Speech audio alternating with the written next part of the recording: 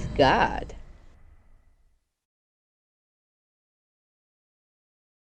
Hello everyone, welcome back to today's video in which we're going to be learning about the inequality of two triangles using the hinge theorem. So yesterday we also saw this, but in today's video we're going to be tackling a different problem. So without further ado, let's begin. So guys, the first thing we have to remember from the hinge theorem is actually the definition, right? So if two sides of one triangle are congruent to two sides of another triangle and the included angles are not congruent, then the longer side is opposite to the larger included angle, right? So in this case, we have this side and they are congruent. And we have this side and this other side, and they are also congruent.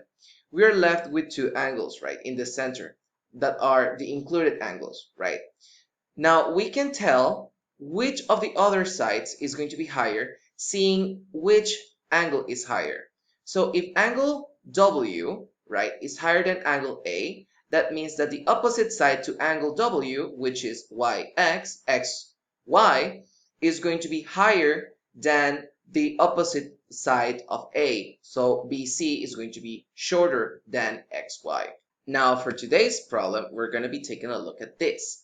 So write an inequality describing the range of x, right? So in this case, we see that the side of one triangle JL is going to be congruent to MP, and we're going to see that JK is congruent to MN, right? Now we see that the included angles, right? So angle J is 75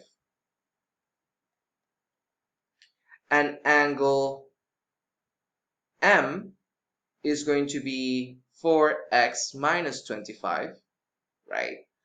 But we do know that LK is 39 and that is higher than PN, which is 32.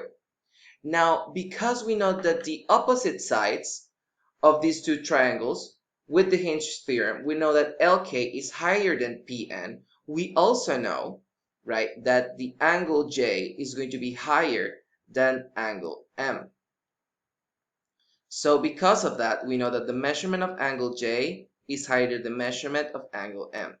So that means that 75 degrees is higher than 4x minus 25, which of course is going to mean that 75 plus 25 is higher than 4x.